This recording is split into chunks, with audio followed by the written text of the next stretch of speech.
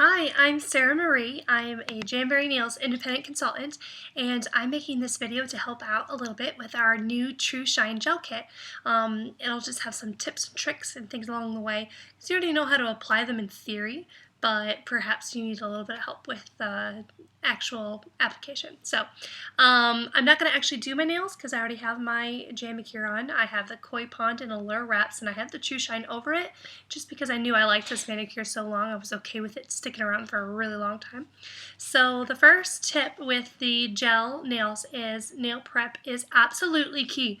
Just like with your wraps, you want to make sure that okay, so I have my cuticle pusher and my orange stick. You want to make sure that your cuticles are pushed all the way back. It shouldn't hurt though, so don't like cram them back. Just do what's comfortable. And then usually I use the gel, or the orange stick, excuse me, to kind of scrape away at the sides where those hidden cuticles are. Usually I get my hands wet or take a shower beforehand. That way it's really easy to do that. And you can just kind of scrape those hidden ones off. But that's really important because if the gel sticks to that stuff, you're not going to have much luck. So that's super important. Then after you've done that, you want to shape them. You want to make sure that they're exact shape that you want because you're not going to be able to change that later. It's not like with the wraps where you wipe them off and you can kind of shape them a little if you want to. You want them exactly the way that you want them at the beginning. So you do that. Then you can use the alcohol wipes. Oh, it's hard to see. Anyway, you know what an alcohol wipe looks like. And then you can do that, or you can use a cotton ball. The only thing with the cotton ball and the rubbing alcohol is that sometimes the cotton ball kind of leaves the little strings kind of in your nail. So you want to make sure that that's not there. So make sure you wipe it off good if that's what you do, because you don't want a string sticking out of your manicure. That'd be terrible. So you do that, and then after you've done that, so this is counterintuitive, so that's why it's important. After you have wiped your nails, you want to take a buffing block and lightly buff the top there. Not a lot. You're not trying to smooth it out or anything like that. What you're trying to do is just get the shine off. So it should be pretty darn fast. And then once the shine is gone, just kind of wipe them off your pants, or if you have a rag or whatever you want. Don't use your hands because you don't want the oil on there, but just use some kind of a cloth or something to just wipe off that nail so that there aren't any residues on there. But the reason that you buff your nail first is because your gel needs something to adhere to. And so if you are not, if your nail is super shiny, then it's not going to adhere very well. So that's really important. So nail prep. The second part is the thickness of your layers are extremely important. When you're doing the top coat and the base coat and the color coat, they should be very, very thin. I'm saying like wipe it clean kind of thin. So I'm going to show you on the beta color because it's very dark, and so it should be pretty easy to see. So that's what it looks like when it's coming out, right? It's super gooey. So when I take it out, I go like this around the sides, make sure I kind of get it off, and then I wipe it clean, wipe it clean. Now look, it looks like there's hardly anything on there at all, but then I just kind of wait for it to go down a little bit until it's just kind of gravity goes, but still, it looks like there's hardly anything on there. And then you brush them on. Now, when you're brushing it on, I'm actually not going to use beta because mine are done. I'll use a top coat instead to show you. And the top coats are very thick. It's the thickest one of all of them over the base coat and all of them, so really be careful that you don't have any extra there. So you're going to really make that thin. Then what you're going to do is you want to start in the middle here, and you want to go down like this. Start in the middle. And the reason you start in the middle and not at the top is because if I start at the top and you've accidentally gotten too much on there, you can flood the cuticle and the sides with the gel nail, and you don't want it on your skin at all. So that's why I usually start at the tips, go like that, and then I very carefully do a little blob right here in the middle, like that, kind of hold it at the top, and then go down. And then I do the same thing over here, and I kind of move it around to the side, over here, move it around to the side, and then kind of go down a little, make sure everything is okay. So it should be pretty simple as far as going to there, going over here. You don't want to get it on skin. That's why the thin coat is so important. So you're starting here, you're going up here, you're going really gently around here, and if it seems like a lot, just wipe it on the bottle and do it again. Excuse me, I'm losing my voice. So that's really important. And then the last thing is you want to cap the ends.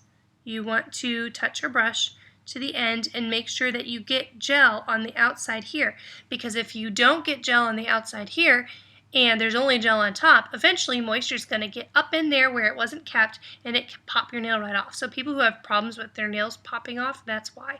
So make sure you get around the entire gelled area, all around the tip there and cap, and then you can go down for another swipe.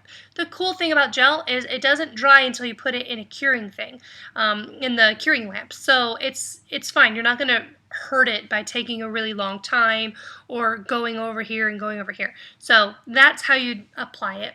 And then you would, after you've got it on, just in case there's anywhere, you're just going to really carefully with the orange stick kind of go around. I go over here, make sure I've got it. Go up here, make sure I've got it. I mean, I did a good job, so there's none on there. Make sure you do go up in there. Don't touch the end because you just capped that, but go under where the skin is and make sure there's no part there where the skin meets the nail, because that's irritating, or at least it is to me. So that's how you put it on. You cure it, and you're going to do that. Base coat, color coat, top coat. So that's kind of the gist of it.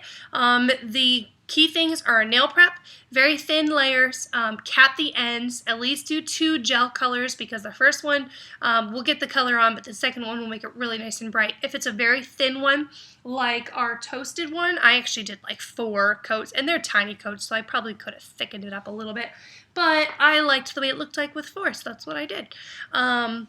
And so you get those ones. Make sure the skin is totally wiped clean. It can burn if it's not on there, so if you ever get a burning sensation, it's probably because you left a little gel on your finger. So don't do that. And then after you've done that and you've kept every single layer, you're going to wipe it with alcohol.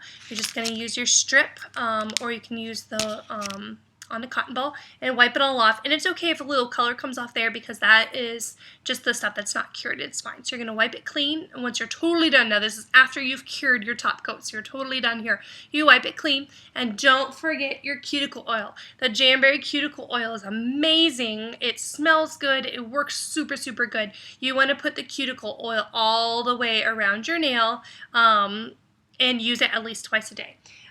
When you are doing your cuticle oil properly, you're going to get a lot less dryness, and it's going to look a lot less shocking when you take it off, because people sometimes get a little freaked out. They think it's damage.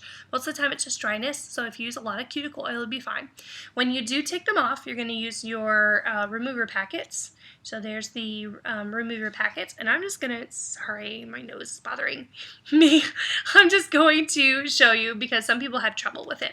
So I'm giving up this nice thing for you. So what you're going to do is you're going to peel off the plastic. There's plastic on the back. It might be a little hard to see. You're going to peel that right off. It's going to make it sticky, and then you're going to peel right at the top here. Or if you are not confident, you can cut it. And then there's one part in there that is, I'll show you.